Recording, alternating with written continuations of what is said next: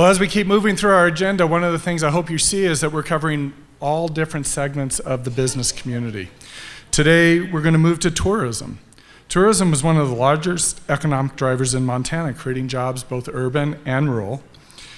In 2023, over 12 million non-resident visitors spent over $6 billion in our state. For further insight on tourism's contribution to Montana's economy, please help me welcome Brad Nivia, Big Sky Chamber of Commerce CEO, Deputy Director of the Montana Department of Commerce, Mandy Rambo, and our own Todd O'Hare.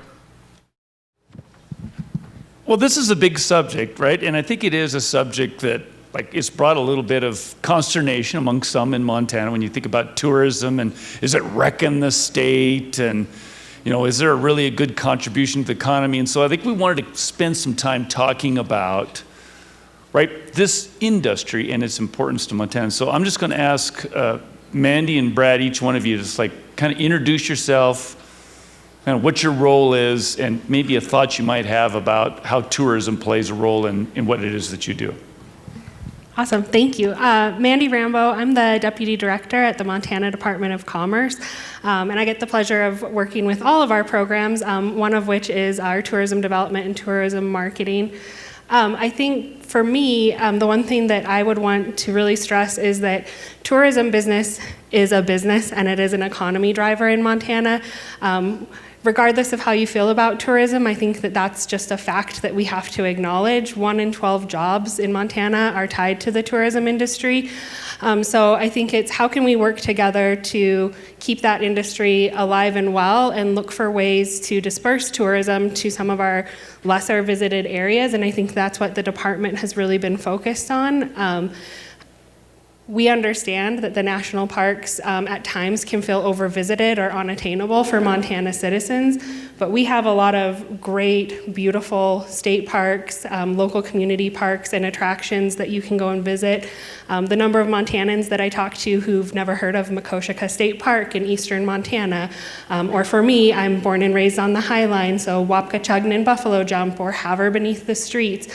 They're all great attractions that are not just for out-of-state visitors, but for Montanans alike to go and visit. So I think that that's really the important thing, is to acknowledge this is a business sector that we have to foster so that we don't lose the growth and the momentum there, but acknowledging that there are areas of the state that could benefit from more tourism that don't currently have that.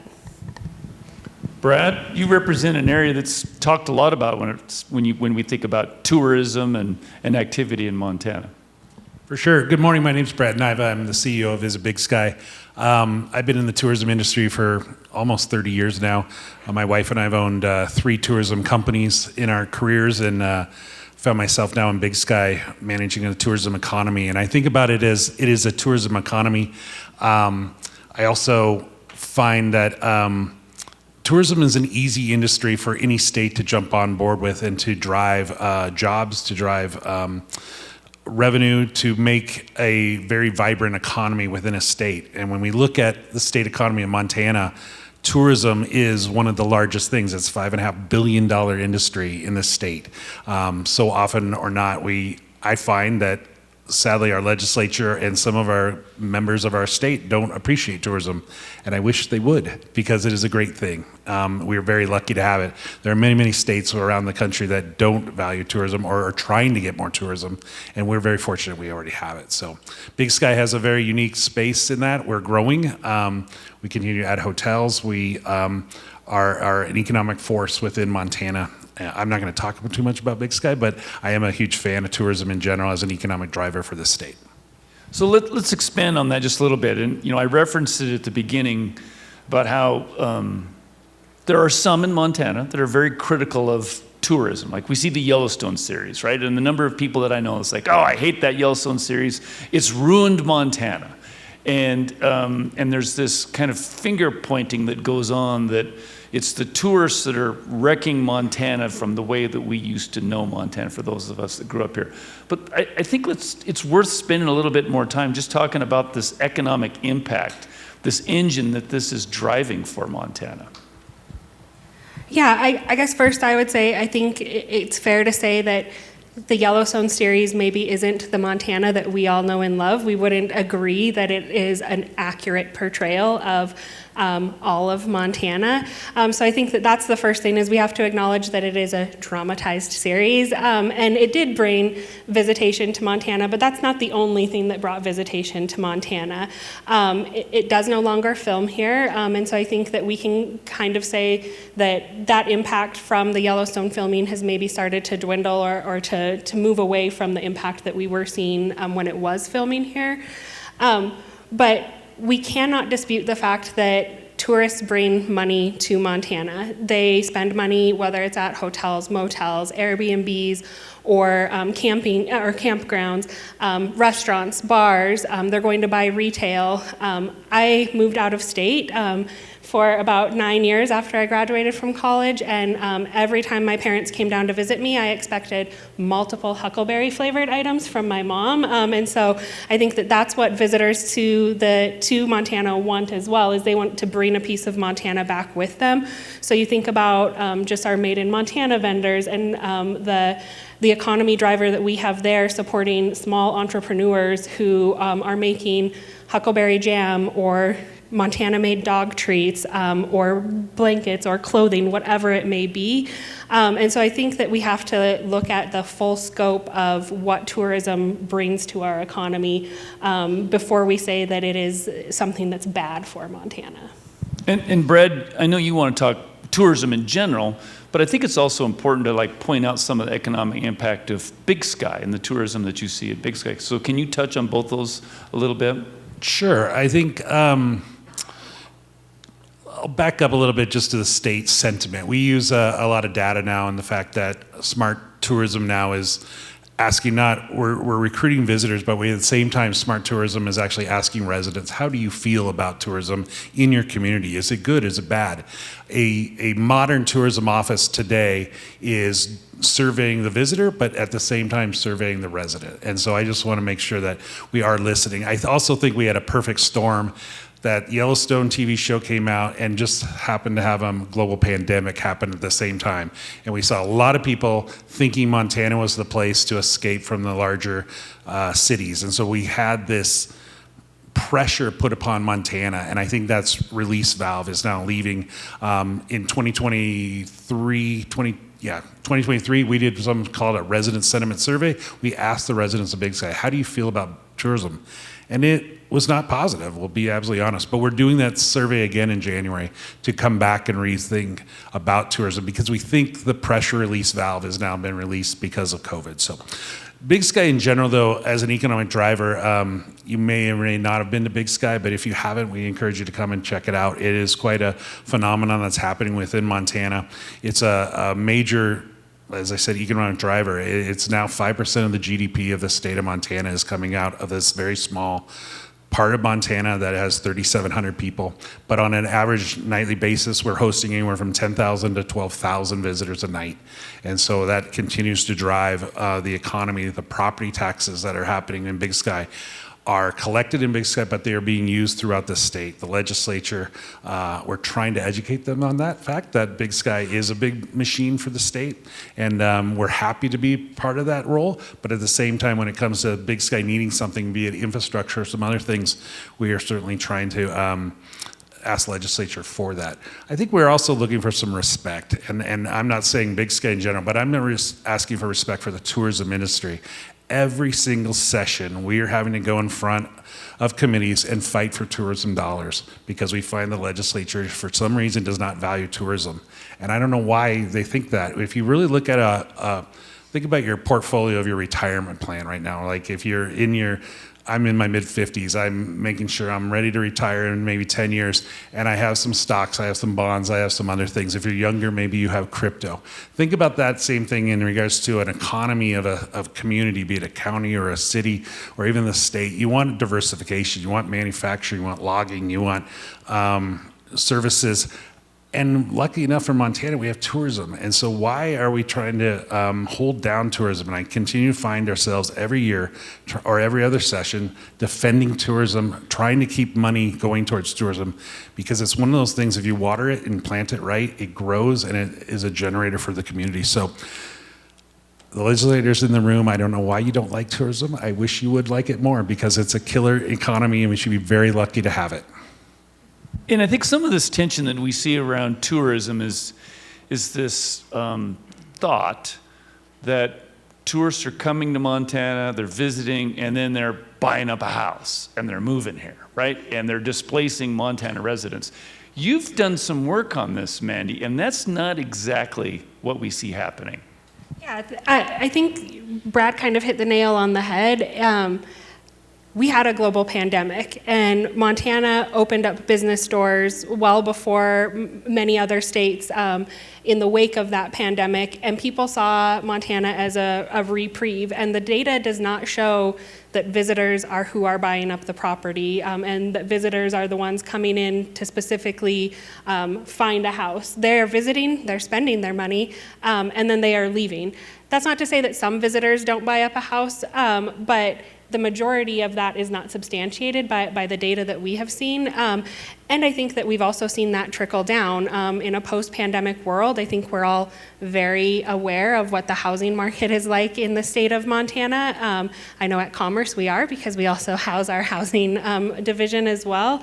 And so I think that we've seen that growth subside, but we have not seen tourism decline by that same amount. So I think it's really difficult within the data to prove that tourism is what drove people to Montana during that COVID pandemic. I think that we can tie it back to that there appeared to be more freedoms and more liberties in Montana than there were in some of the states that we saw people moving from. Brad, you talked about the smart chamber or the smart tourism sort of approach, and using marketing and targeted marketing and using data to guide your efforts. Tell us a little bit about what you're seeing there in Big Sky and how you're using that. I think tourism in general, we've been blamed as an industry that we throw money at something. And once upon a time, not far long ago, a couple of years ago, it was actually mentioned in committee here in Helena at one time that, we're marketing in Times Square. And why are you spending all the money in Times Square? I'm like, oh my God, nobody markets in Times Square unless you want to waste your money. But with modern technology now, we are able to target a particular person or a group of people. And so for our sake of an advertising that's coming out on Big Sky, it is targeted to a particular place. It might be Dallas, Texas. It might be Atlanta, Georgia. It could be Chicago. And we have a targeted effort that goes there, and for every $1 we spend in marketing, we're making somewhere about $30 to $40 back on that $1 that we spend in marketing. And what we're doing is we call it market attribution. When we target a group of people, we actually then can see them show up in market, and while they're in market, we know they stayed for 4 days. They spent on average $800 a day. I mean, we have really specific data now that we can prove how we use our money and how we use it smartly. We do not buy an ad in the Hemisphere magazine on the United Airlines plane any longer or anything like that. There's not even a Hemisphere magazine in a plane anymore. But the point being is smart marketing, smart tourism, we're using the dollars as effectively as we can to get the best bang for the buck. And that is modern tourism today. The other thing I'll mention too is I would like to see us do more of this, but taking the tourism money that we are collecting and reinvesting it back into the communities that serve the tourism industry in Montana.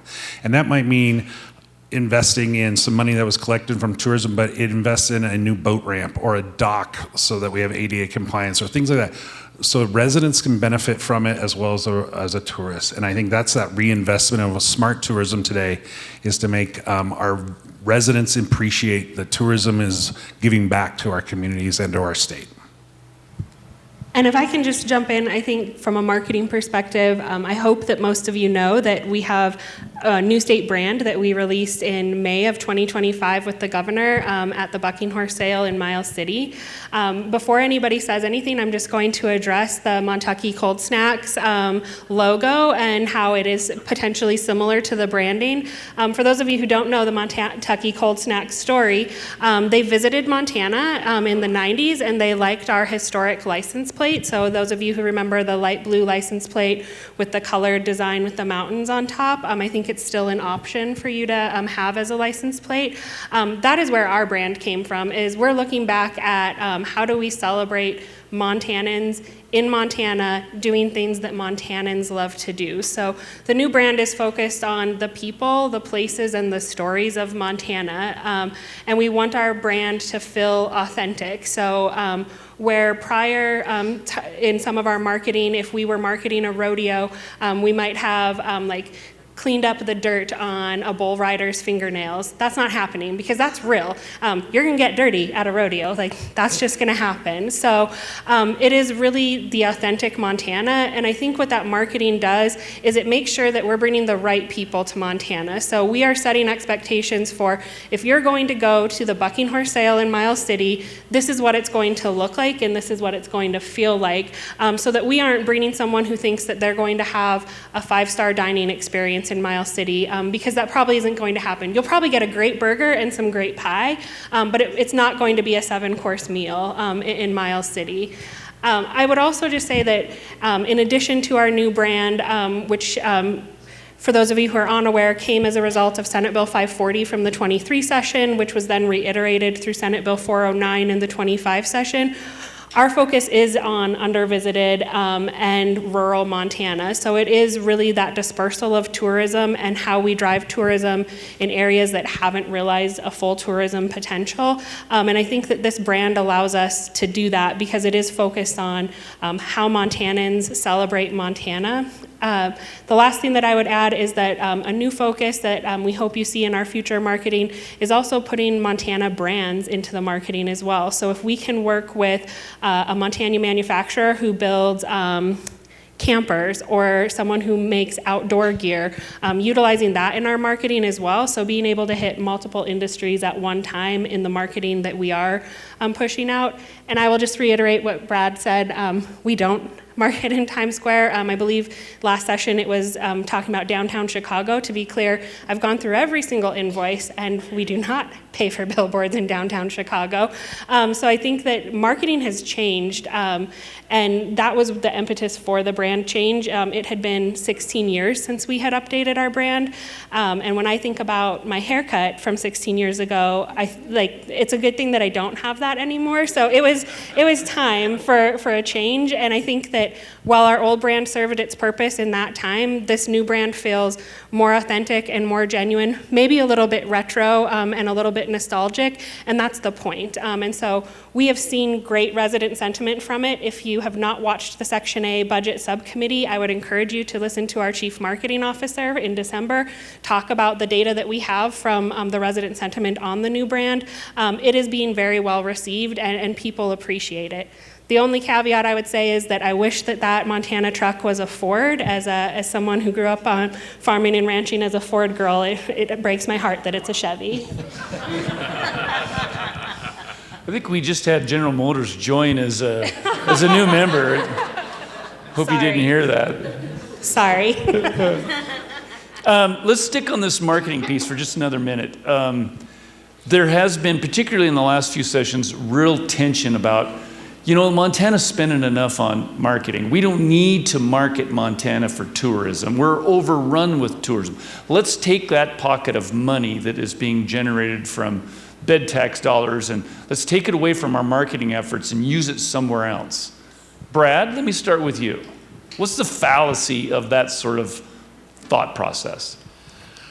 If we turn off the marketing machine, we will turn off this economy. I mean, that's honestly where it comes down to. There's sadly a couple examples of other states around the country that have turned off, where the legislature defunded the tourism office, and you can then watch the landslide of visitor counts going down. You see hotel rates dropping. You see sales tax dropping. please, we do not want Montana to go into that realm. That is not smart for your economy at all, especially, as I said, our economy is a $5.5 billion industry in the state. Why would you ever do that to handicap an industry like that that's growing and continues to drive so many jobs in the state? So that's something we certainly will always try to protect, and it just seems common sense. Why would you do something that's winning and continues to move forward very, very effectively? And Mandy, on this point, I mean, tourism this is a competitive market. I mean, people have discretionary dollars that they can choose to spend those dollars in any state or any country. You see the big brands like Coca-Cola and Pepsi, right? I mean, they never let their foot off the gas because they're afraid of losing market share. Talk about it from a Montana perspective. Thanks. Yeah, I think Brad hit the nail on the head. We've seen what has happened in other states. I think Colorado is probably the best example of this. In the 90s, they discontinued their tourism office, and I think that our friends to the south probably thought the same thing. We have the Rocky Mountains. It's beautiful. We've been found. They saw over a 30% decrease in their tourism market share, and it took them multiple decades to get back up to that same market share. And I would just add that they have things that Montana doesn't. They have the Denver Nuggets. As a Vikings fan, it breaks my heart to say they have the Denver Broncos as well. They have some of that sports tourism that we would not have to fall back on.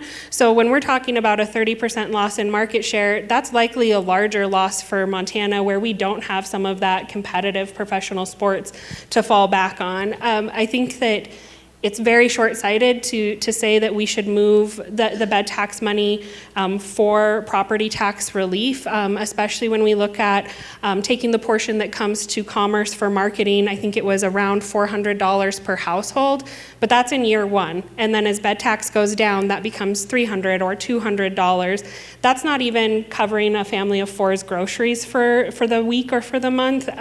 So that's not a large impact there. But what it does do is it takes those 1 in 12 Montanans whose jobs are tied to the tourism industry, and it makes them more reliant on unemployment, WIC or SNAP, other subsidies that they may receive. And so it actually takes the pendulum and swings it even further, because we don't have the economy driver from their income, but then they are also more reliant on subsidies because of the loss of their job or loss of hours. Brad, one of the great stories, I think, in Montana is the growth that we've seen at the airport there in Bozeman. And it is now the largest airport in Montana, adding flights and passengers on an annual sort of a basis. I think the link that gets missed sometimes is how tourism is affecting that, and that is also driving our business economy.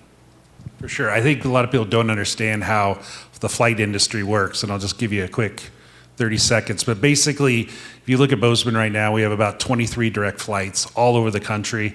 We'll be announcing right now, we just added a new direct flight in March coming out of Fort Lauderdale, direct into Bozeman. So we tapped into the Florida market. How do those flights happen is you actually have to do what we call flight guarantees, where to get an airline to come in, we actually have to put money into play. And so example right now is we have a brand new on Saturday flight right now going from Dulles International in Virginia directly into Bozeman every Saturday. We do that for 12 weekends straight.